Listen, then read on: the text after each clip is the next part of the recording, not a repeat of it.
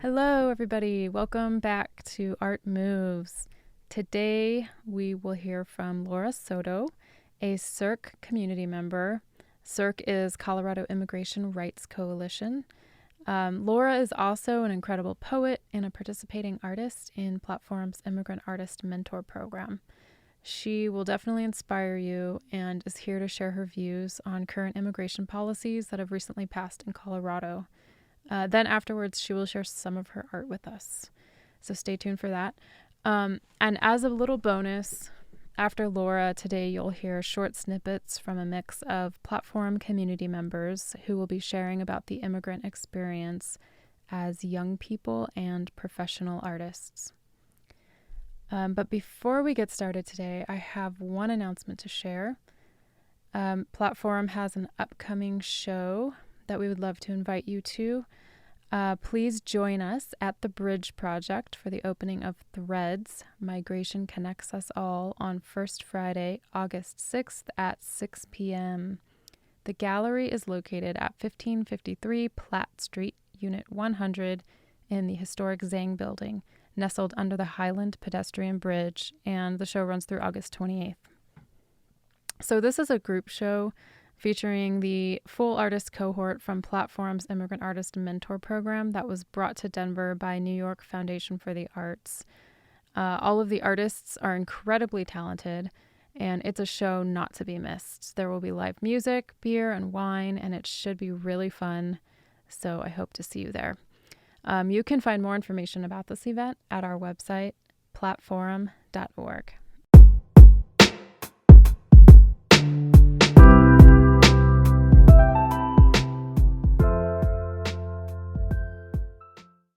I am a DACA recipient, which means I grew up undocumented in the United States, and that is the nature of my immigrant experience, my story, my family story, and the community work that I do, mostly based on social justice issues, human rights. Immigrant rights are human rights, and my struggle is related to your struggle, and the unification of movements and sentiments and people, all of this just spilling out with my art form, which is poetry, either spoken or written, performed, or shared in any medium I possibly can. It's always a medium of healing for me. So it was so exciting to take part of that mentorship cohort where I got to meet different immigrants from different countries, different lifestyles. Even though it was virtual, it still felt like we were a family, and when we were able to meet in person was a beautiful thing. So thank you for having me today. Did you want me to go ahead and tell you about the other piece of why I'm celebrating the legislative wins we've had at the Colorado state level? That would be amazing. I know you're also a community member at CIRC. And I would love to hear. Right. So I have been a volunteer with CIRC / community member for maybe 8 years now, since 2014, when I had finally got my DACA. I was finally able to go back to school thanks to having DACA and get more involved in the community without the fear of persecution, which is the fear we live with when we're growing up undocumented, and then we realize that the government really doesn't favor us. All the contrary. Mm-hmm. There's so many barriers that have been systematically built, and I could go on and on about the different types of institutional racism or systemic oppression that immigrants face. But without getting too deep into that, 2014, when I started volunteering for CIRC, was a big year of healing because I found a community of activists, advocates, friends, allies. I had never known that there was such a big community of people wanting to change the system, again, to honor human rights within immigrant rights. And then over the years, I've met state representatives, people who hold public office, policymakers who are just as interested in upholding our rights and just as interested in making a better and more fair, just system.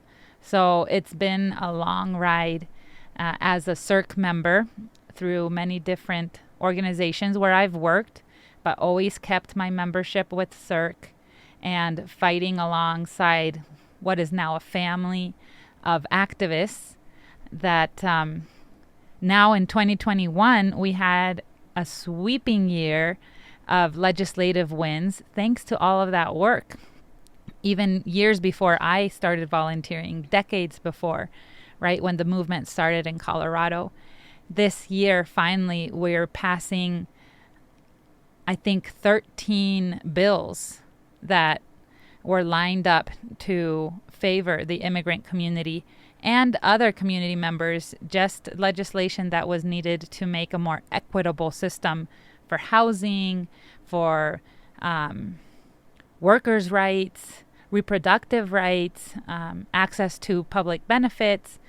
Again, so many basic services that people were denied. And now, thanks to this new legislation, we will have our rights protected, rights to these basic services and benefits as a community. Do you think that the hardships of 2020 played into these things getting passed maybe earlier than they would have gotten passed? Yeah, I think COVID and the inequities that were exacerbated by the pandemic, the inequities that were thrown in our face, were definitely a factor, because thanks to the age of COVID, we have seen existing inequities surface in a way that you cannot look away, right? Mm-hmm. You cannot ignore or deny when people are losing their homes, they're losing their housing because they can't pay rent, because they can't go to work, because they're frontline essential workers, yet they are disenfranchised by the system. They don't have workers' rights. They don't have sick leave. They can't take a day off, and taking a day off or getting sick means death, right? In the age of COVID. And then family members dying and big, massive numbers of community getting sick, and contagion, regardless of your age or status, brought to light that everyone needs to have the basic rights, the basic needs met, right? Everyone has to have access to health care and be able to provide for their family and look after their loved ones. And if I'm sick, that might make you sick, because we're all interrelated. These were the realities that COVID brought to the forefront. However, I want to add that it is thanks to the decades worth of work that immigrant activists, state representatives, advocates have done collectively for years and years, built up to this moment, right? It's thanks to our efforts as a community in Colorado, people who are civically engaged, people who care and are always holding our representatives accountable. We're the ones who were ready at this moment because we put certain candidates in a position, right, where they had the authority to make the decision this time. And it turns out those candidates, we supported them the whole way there because we knew that they cared about immigrant issues. They cared about women's reproductive rights. And so it took a while to get the right representatives that would favor our causes. It took a while to get the right narrative for people to understand our causes. It took a while to organize.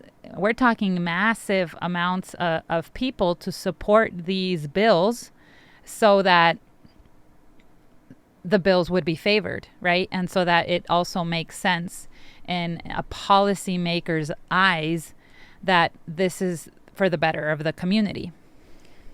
Can you talk a little bit about maybe like the three top laws that were passed that were, big ones for immigration? For CIRC too. And I wanted to go back to celebrating the work of CIRC over the years. The Colorado Immigrant Rights Coalition is a movement, right? We're part of this bigger movement for immigrant rights, and for so many years have chosen policy campaigns to support within that legislative year.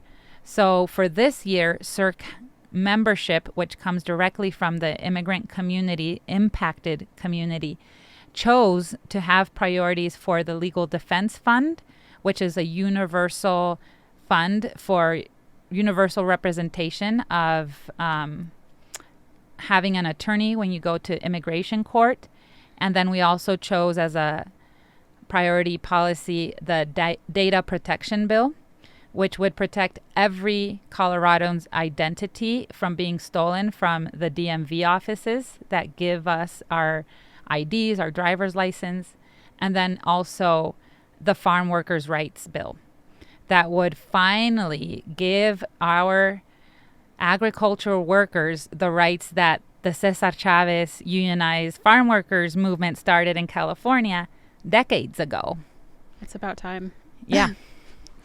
So they were big wins because some years we pick a priority or two and we don't win at all, right? It falls through the bureaucratic system, or for one reason or another, we simply cannot get our representatives to understand the urgency or the need to protect certain civil rights. And so the bills just fall through. And then this year was a big win for all the bills, right? For everything we asked for, we were able to negotiate and get into our law system so that from this day forward, we will have so much progressive growth, right? So much more, I would say, peaceful times, so that we can then dedicate more attention to ethnic studies, to culture, to language access, language justice, and tying in with the other civil rights movements like indigenous representation and advocacy, or climate change, which is a big thing that is also related to racial equity. So all of these bigger movements we've been needing to consolidate, I see and I am hopeful that we will be connecting them, we will be bridging them, and we will be uniting them because we've had such a big win this year for our basic rights, right? And our basic needs being met. We were, again, talking about housing, talking about having access to certifications after you go to school. It turns out immigrants weren't allowed to be certified or licensed as a registered nurse or as a teacher because of your immigrant status. You weren't allowed, even after having completed the whole career, passed all the exams, invested all your money and time. Wow. All this talent was being wasted because Colorado wasn't giving our immigrant community the certifications they had earned. It's one example of, again, just basic needs and basic rights that we need to have into place before we can grow further. And I'm talking now about the other 11 bills that we successfully passed, aside from the Legal Defense Fund, the data protection, and the farm workers' rights. There's these 11 bills that are supporting not just immigrants, but everyone who lives in Colorado. There's a child protection one, right? There's the creation of New Americans Office, multicultural, ballot access. So I'm just celebrating and ecstatic that we were able to have this sweeping year of legislative wins. And it's, again, thanks to the movement that Colorado Immigrant Rights Coalition built, but then so many other organizations we have here in Colorado that were backing these bills and fighting every day. There's Color, there's Claro, right? There's even the Latino Community Foundation that has helped so many smaller organizations grow their capacity over the years. And again, so many more. We are a big state.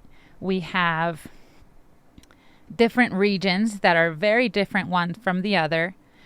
So very vibrant communities. And it's beautiful to see everything coalescing, coming together, and fighting for one movement. Can you talk a little bit about maybe what's left to be worked on? Or, I mean, maybe you brought this up a little bit, but just sort of the things, the goals, the things that you want to see happen past what's already happened? Yeah, that's a good question. I keep saying that immigrant rights are human rights because I want to highlight the basis behind it, right? The foundational knowledge that no human is illegal, that every human life is just as valuable as the other, and that the way in which systemic oppression has been built in this country is by separating us, segregating us, creating this false concept of the other, so that we are pinned against each other and under this idea of limited resources, needing to compete and defeat someone or crush someone so that you will survive. Again, these are all false ideas that we have been fed and that we have continued to promote even in our daily living and our daily actions. If we are trying to ignore or not take a stand or just be silent to issues, we continue to perpetrate. And these ideas then can be changed and can be flexed or transformed into other ideas, right? So, and it's the same way in which a bill is written, presented, worked on, and finally passed into law. It's like incredible. It's like ideas. Collective consciousness. Yeah. It's like once, a certain idea takes hold of a group of people, it can spread and become the new way of thinking or being. The new way of being under law or under social construct or maybe under invisible borderlines, you name it.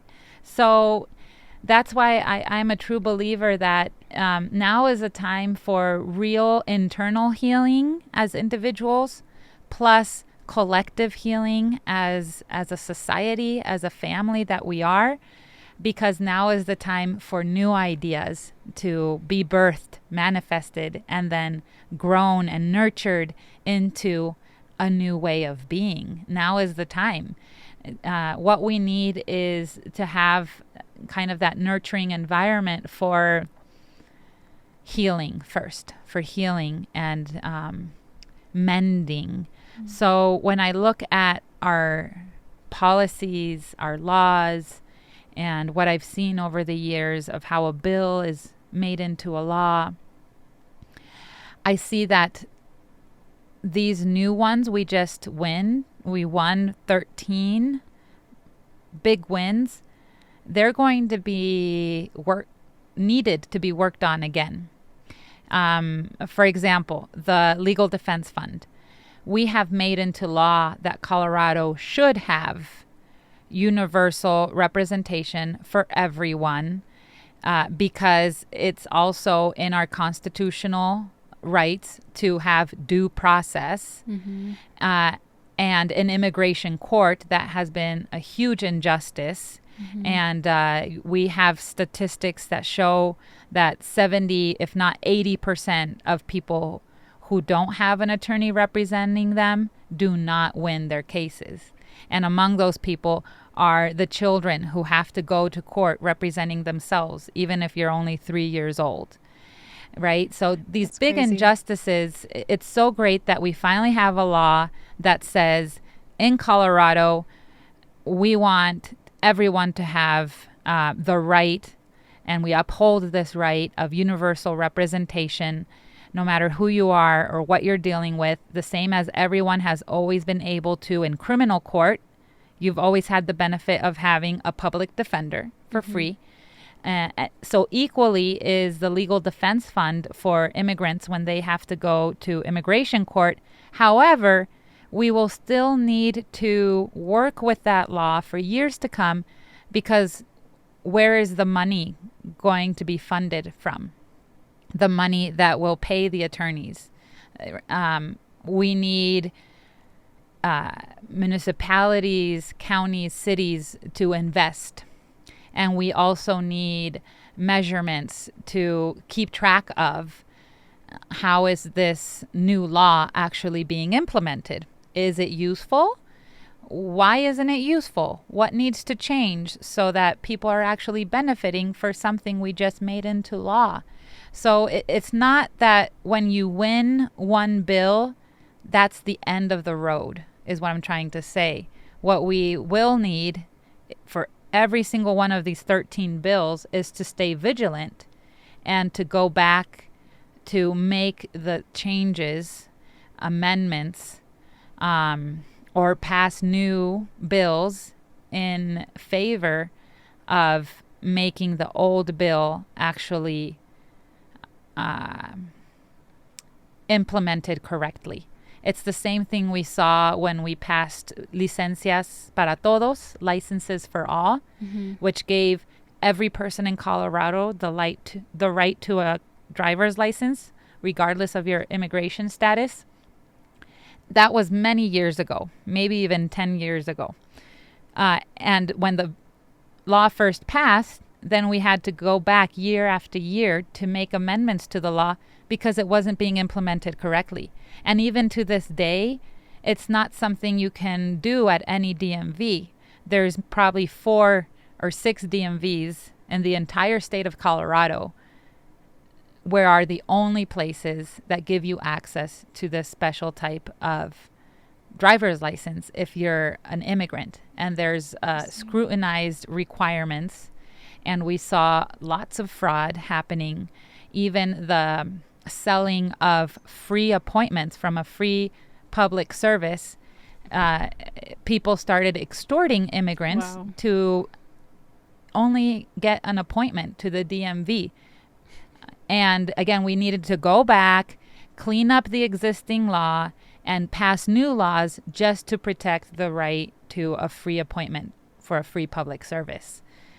So that's just an example of how the fight isn't ever over when you pass one big piece of legislation. It's a great win. It's a great start. It's a great new pavement that leads the way, but we still have to walk along that way, and we have to walk along in unison, not fighting against each other, but more progressively thinking about how are we helping new generations down the future, and vigilant, always vigilant, because it is the citizenship, it is the community who keeps our representatives accountable. And if our representatives are not representing who we are as a community, it's our job to get them out of that seat and put someone else in a leadership. Yep, that's why it's so important to vote. Yes. So important. So I love that you just kind of took me through this like deeper process of, you know, what all of the things that happen when a bill is passed and then put into law, and then the whole path that, you know, the community and the people that are affected by that bill have to walk and experience. Can you tell me what maybe if someone's interested in that process, what they can do to get involved, or how they can learn more about CIRC, or what you do as a volunteer even? Yes, that's a good question. Thank you for asking. You know, there's many ways to get involved, and there's many things any normal person can do. We can start by not being afraid to talk about race, not being afraid to talk about different treatment of different people based on your accent or the color of your skin. We have to normalize, first of all, normalize in our schools, normalize in our places of work, places of worship, in our art spaces, to talk about these inequities or historical truths. It's part of the United States history. Mm-hmm. And again, for there to be real healing, real reconciliation of our history, we have to be able to talk about it, and show how it's been different for one person versus another, depending on if the systems benefit you or oppress you. And the more that we can normalize the experiences that different groups of people have had, normalize showing them, acknowledging them, repairing them, the more we will be able to move forward together, stronger together. So a person can get involved just by sharing who they are to their core, right? And it's the same for any civil rights movement. If you are part of the LGBTQ community, the best that you can do is be true to yourself, come out unafraid, and build your chosen family around you. And then through the support of your niche, go out and do bigger things in your community, right? You could organize a book club, a party. You could organize in your school. Again, you can organize as artists a beautiful exhibit of different identities. And then once you love organizing the way I have learned to love it, you can be part of bigger coalitions, right, that are organizing an entire movement together. And this is the example of CIRC. CIRC is a coalition because it's made of many small organizations. They can be nonprofits, they can be a faith group, they can be a personal business, or they can be a project, right? A project within your school or within a different organization. But it's a group of people made of groups of people. And that's how you build and build, right? And the unification and the solidarity, camaraderie that comes from knowing that you're not alone and that your little group might have your little mission, but then you're part of a bigger mission. And so to become a CIRC member, your small group or organization would become a member organization of CIRC. So in the past, I have been continued my membership because I've been part of an interpreters co-op who were a group member. I've been part of a small youth-led activist group, Northern Colorado Dreamers United, which is now Northern Colorado Immigrants United. Shout out to the youth leaders. And we were part of CIRC. And then I've been part of another group that was a nonprofit in local Boulder County, and they also became CIRC members. And now the organization I work with, Philanthropiece Foundation, is CIRC members. And through my organization, I get to work with a bigger team of people who believe in the same values and want to see immigrant rights upheld. We get to organize different projects, and then we get to be part of CIRC and the big Colorado movement. So it's a really beautiful thing, and you can start right at home. You can start right where you are with the things you have available to you, your tools, your talents, and it just takes looking for ways to be part of the bigger movement. And then I've experienced it's such a beautiful big family that takes you in. Nice. I love that you said the first thing that you said was to start by having those uncomfortable conversations, talking about differences, whether it's race, political parties, religions, because ultimately, you know, that's like, even just in a one-to-one relationship, that's what you do to become closer and more intimate with somebody. It's what you do to heal from things going on. And it also is the same for like a larger scale of people. Yeah, and it's so natural, right? You would think it'd be so easy, but it really isn't. It's hard. Because the way we've been taught, the way we've been brought up, if you live in the United States at least, is you don't talk about politics. You don't talk about religion at the dinner table. You don't talk about your most intimate thoughts, or if you have any kind of mental health issues, depression, right? You don't talk about if, I don't know, you're being abused or exploited at work, because it's not something we've been taught to do. And again, it has to do with how this society has been running, maybe unconsciously, following a very old thought pattern that is ready to be changed.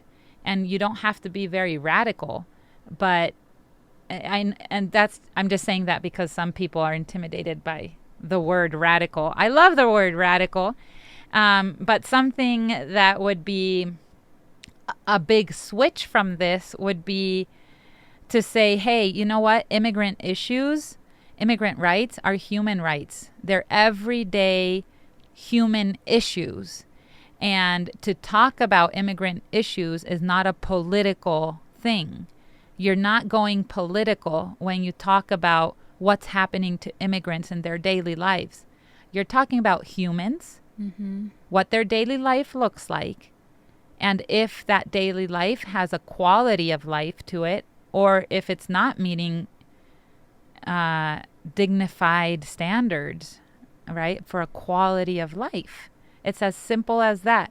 If I'm going to school and it turns out I'm an undocumented student, that all of a sudden, when coming to age in your teenage years, ready to graduate high school, I realize the government doesn't let me have my own ID, my driver's license. I can't buy a car and start driving because all of this has been denied to me from the very place where I grew up.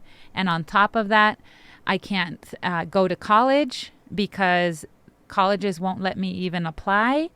And there's no financial aid that has been set to help me along the way. So I go out and maybe I try finding a job as a youth. And as a youth first starting to go out and live in the world, you find that you can't work just anywhere because you won't be hired without a social security number just anywhere. And it's that same social security number that doesn't let you get a license, doesn't let you go to college, doesn't let you move or do anything. I think it's important that people know this reality. It's so important that once we did know, we passed asset here in Colorado. That's a bill from 2013. 2013 on, you will never have an immigrant student who is denied college education for lack of money. Why? Because thanks to asset, every single student finally qualifies for in-state tuition, even if you're an immigrant. And the injustice in the past was that those of us who were immigrants were considered a foreign student, an international student, and therefore were made to pay 3 to 5 times more for one credit of university, right, for one class, so making it impossible for the immigrant community to access college education, and many colleges actually having an internal policy of not even allowing you to apply to their school if you didn't have a social security number. So that was a huge historical moment that opened education opportunities to our immigrant youth, thanks to a bill that was passed, thanks to the stories being told, the community understanding. we have to do something about this. This is so wrong. Why would you deny someone a college education, right? Or even the opportunity. Same reason why we passed licenses for all, finally. Same reason why we passed other bills that protect people from racial profiling. Because there was a time when policemen in Colorado were acting as ICE agents. So the moment that they saw someone driving down the street, if they saw that you had dark skin, they had the authority to stop you for no reason. Racial profiling, right? Stop you for no reason, search and question your immigration status, and maybe throw you in jail without having real proof if you weren't carrying at that time something that would identify you as an American citizen. Police, local traffic enforcers had the authority to throw you in jail under the pretense that you might be an immigrant. And again, such injustice, right? Racial profiling, something you'd say, no, that's not true. It doesn't happen here. It happens. It did. Yeah. And we had to pass laws to protect our community against that kind of racist behavior. I heard that too. There was another thing that passed that made it it criminalized when somebody threatens an illegal immigrant because of their status, or like makes them do something they don't want to do. That's amazing. Yeah, actually, that was one of our new laws that was just passed. It's called the Extortion of Immigrants Engaging in Lawful Acts. And it makes it illegal to extort or threaten anyone based on their immigration status to either stop from reporting a crime, because we do get those kind of threats, right? If you report a crime, I'm going to report you. And it also protects us from having crimes committed against us. So, again, I'm just so happy that these very basic things of upholding human rights, upholding civility, upholding opportunity, and health, the health of our communities is so important. In the age of COVID, again, we talked about how it brought to light how important it is that everyone has access to these basic rights. Finally, we had this sweeping year. It's so worth celebrating, but it's also worth getting educated and getting into the movement so that we can go for more. It's a testament. It's a testament of success. What can happen when we do go for more? Thank you. Can you share a little bit about your art? And we're kind of getting close to time, so I wanted to leave time for you to share a poem. Yeah.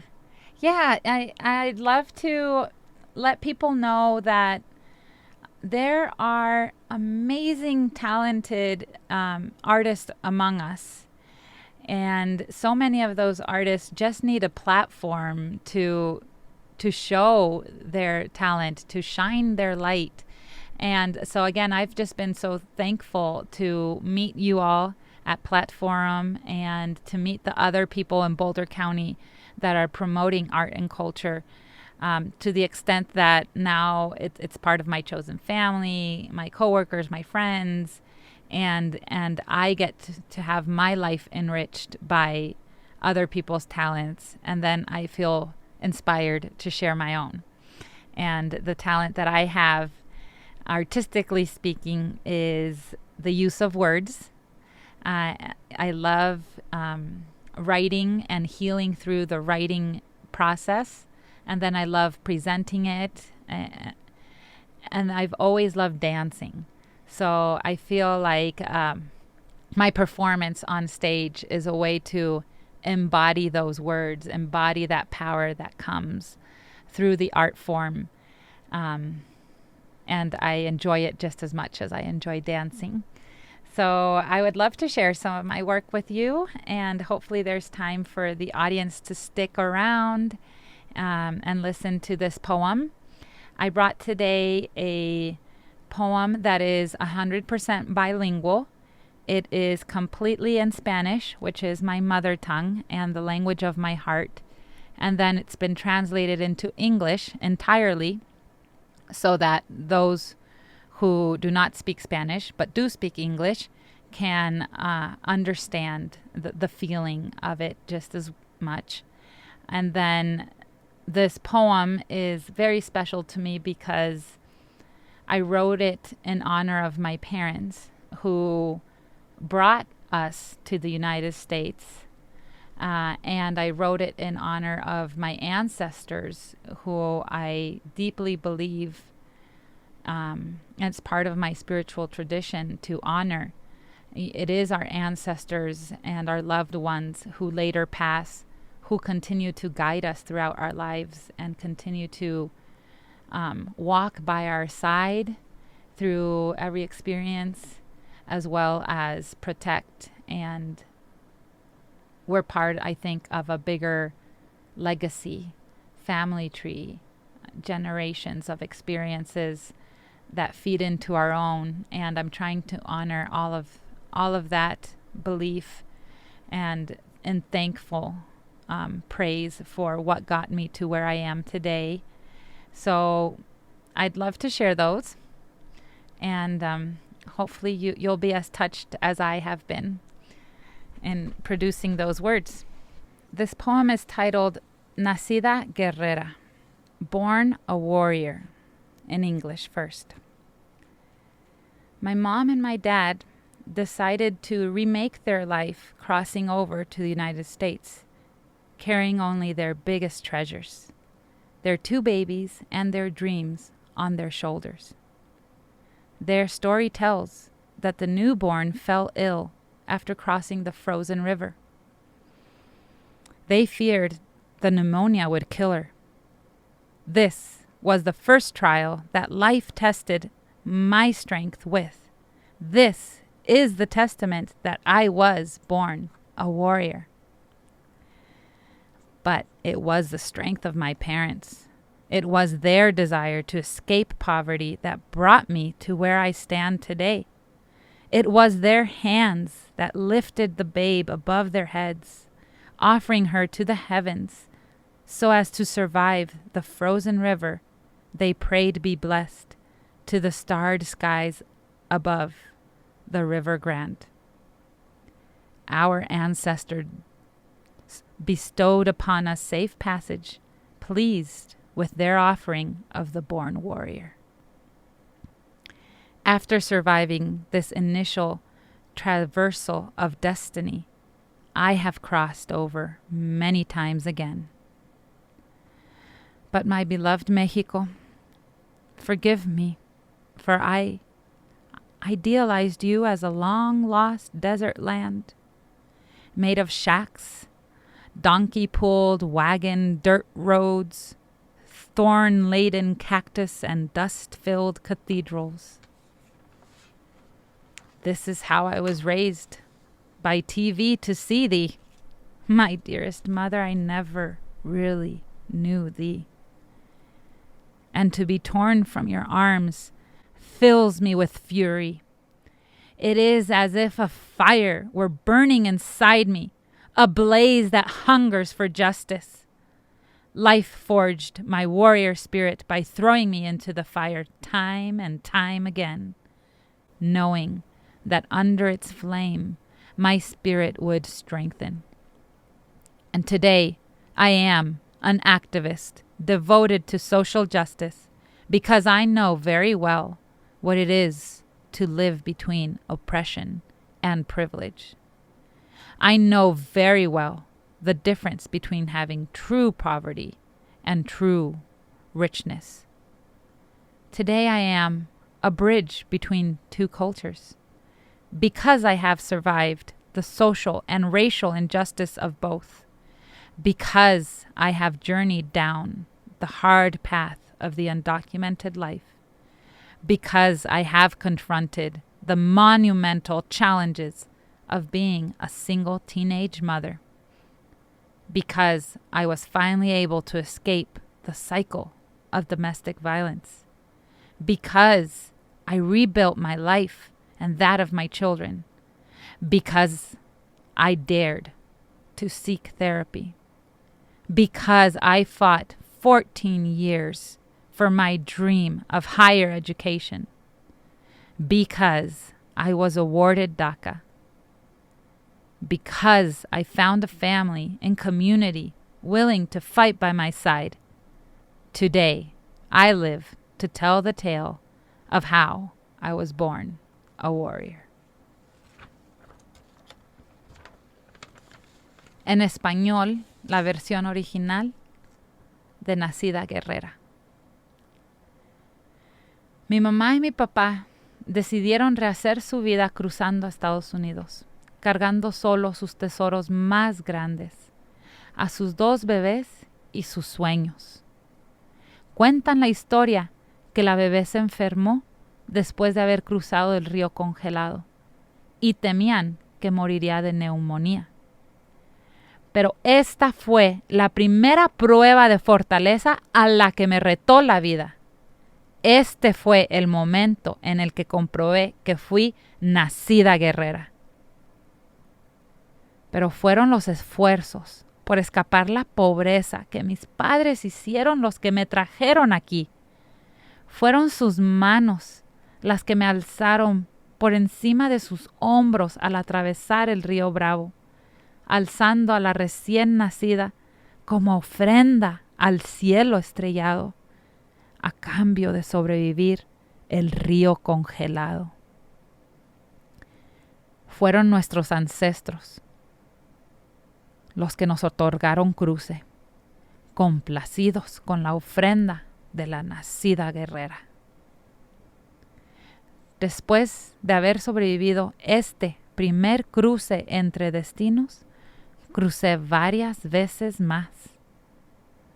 Pero, querido México, te idealicé como un lugar desértico lejano, de chozas, carretas jaladas por burros, catedrales polvosas, cactus y nopales espinosas. Así crecí viéndote de lejos, en la tele. Mas nunca te conocí, mi querida madre. Y estar alejada de ti me da mucho coraje. Es como si se me encendiera un fuego ardiente por dentro, una hoguera encendida, hambrienta por justicia. La vida me forjó así, aventándome al fuego una y otra vez, sabiendo que bajo el fuego se fortalecería mi espíritu guerrero. Y hoy soy activista dedicada a la justicia social, porque entiendo muy bien lo que es vivir entre opresión y privilegio, lo que es tener verdadera riqueza y verdadera pobreza. Hoy soy puente entre 2 culturas, porque sobreviví las injusticias sociales y raciales de ambas, porque caminé por los senderos duros de la vida indocumentada, porque me enfrenté a los retos monumentales de ser madre soltera y adolescente, porque pude escapar de la violencia doméstica, porque reconstruí mi vida y la de mis hijos, porque me atreví a buscar terapia, porque luché 14 años por mi educación, porque fui otorgada DACA, porque encontré una comunidad dispuesta a luchar a mi lado. Hoy vivo para contar la historia de cómo fui nacida guerrera. Gracias.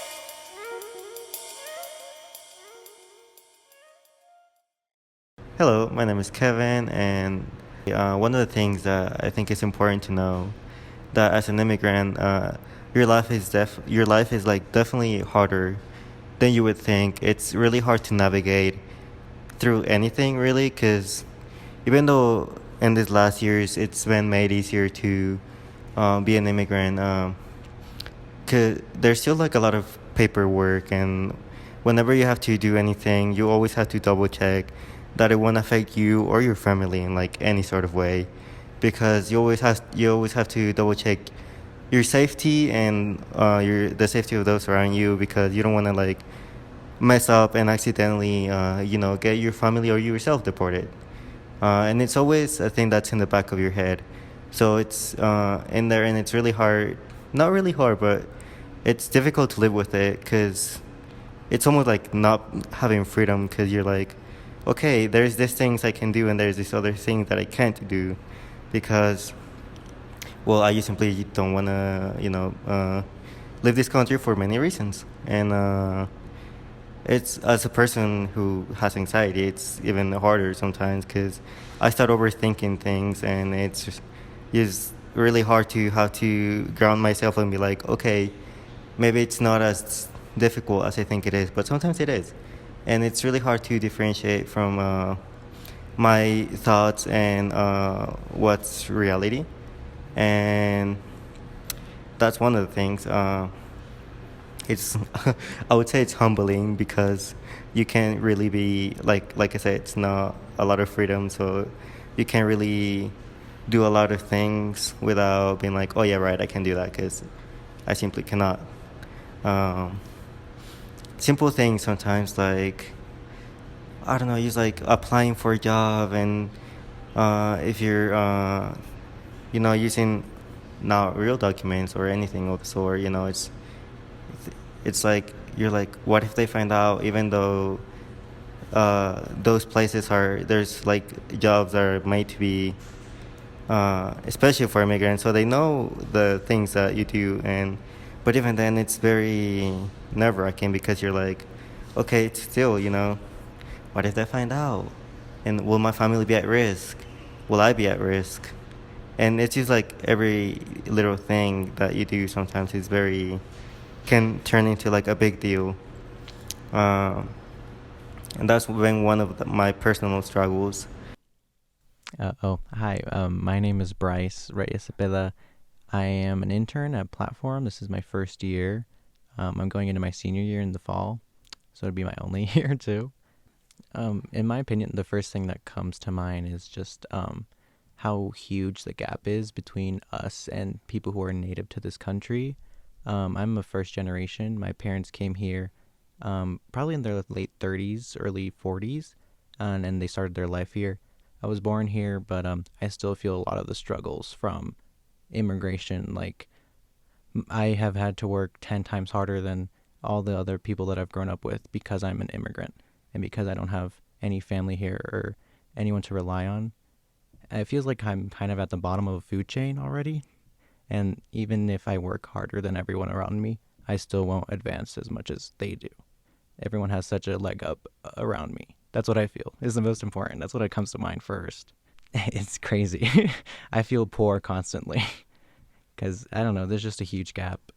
And also just the fear that I felt for my family when we weren't legal here, that was also really scary.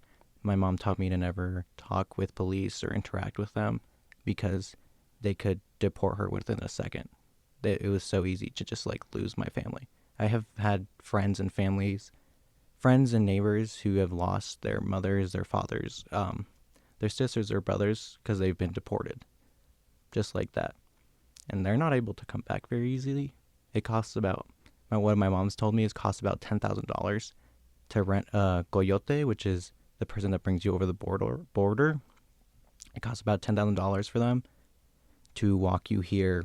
And even then, you could still get caught and sent back to like a reforming center, which is pretty much just a prison. That's where the cages are. So just, I want people to know that it's scary and that they are kind of lucky, and that maybe don't be so hard, and we work hard, and I think we deserve more than we get, honestly.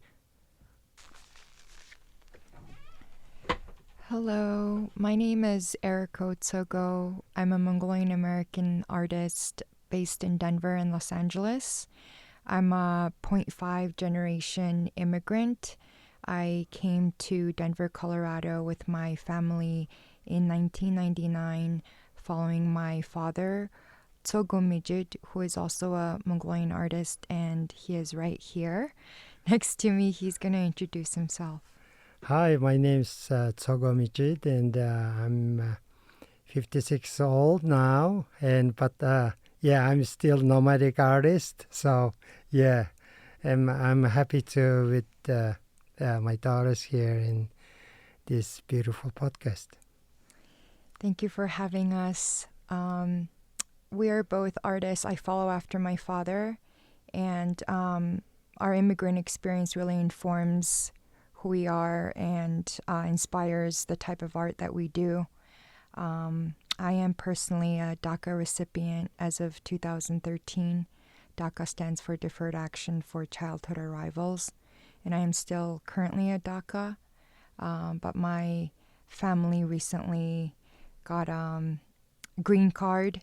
My younger sister, Jennifer, was born in U.S., so she's a citizen. So we have varying kind of levels of immigrant experience in our family, but we're a family of artists and creatives. Yeah, so my experience, I think it's not enough even hour if I talk. But when I came in United States, that was my experience sharing like immigrants. It was culture shock because I'm from Mongolia. It's totally different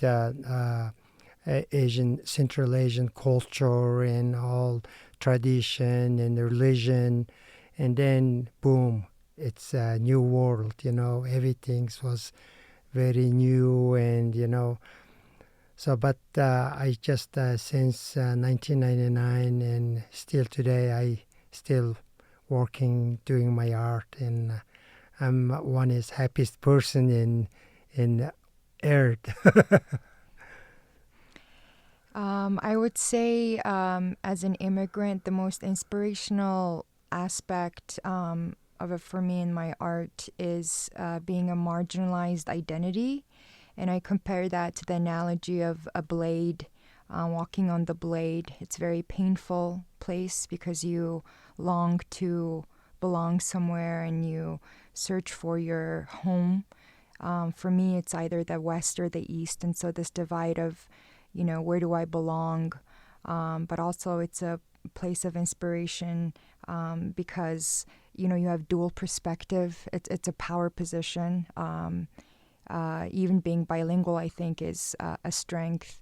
But I still constantly seek for a place to belong and finding comfort in being a nomad, in possibly having no home. So you kind of create that home in your heart. I think Erika's helped me to some translating here. I'm gonna speak some Mongolian.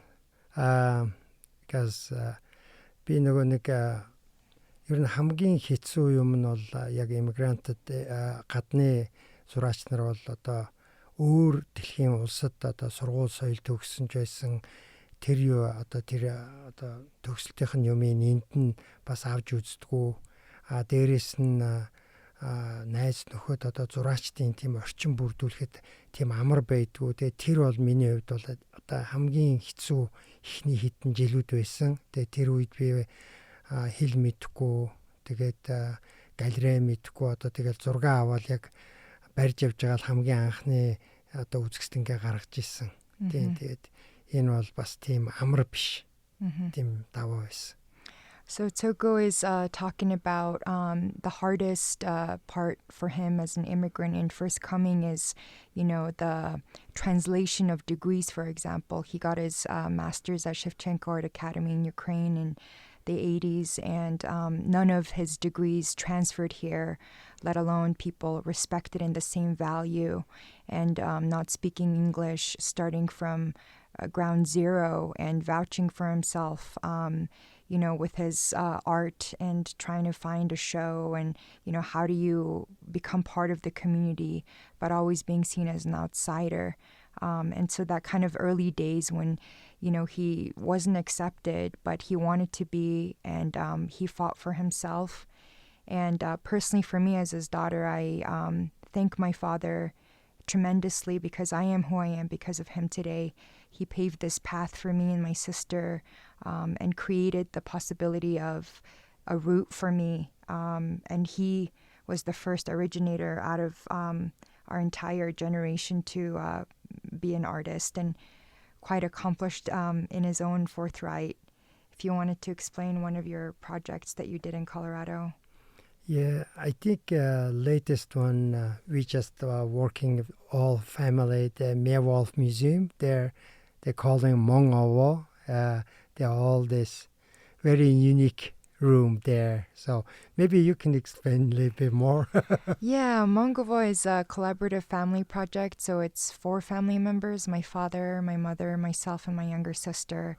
And it's basically a psychedelic time machine connecting the past with the present. So the room is tattered with some Mongolian masks, and it has an infinity mirror, which creates the experience of a portal.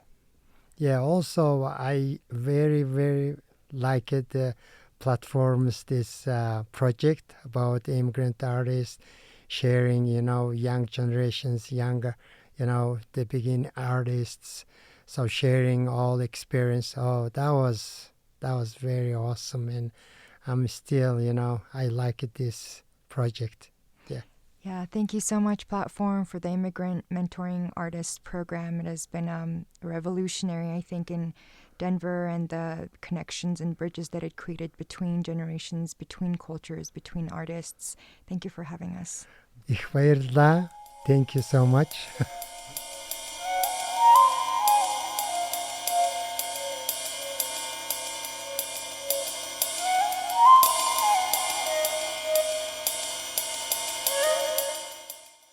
Thank you, everybody, for joining us and sticking with us on this longer episode today. PlatteForum is forever grateful for the generous support of so many individuals and organizations who have sustained our work since 2002. And it is because of these contributions that we are able to achieve our vision of nurturing social change, promoting emerging artists, and offering dynamic programs to the wider community in Denver. If you would like to sponsor PlatteForum today, visit our website to make a donation. And that's platteforum.org, PlatteForum.org.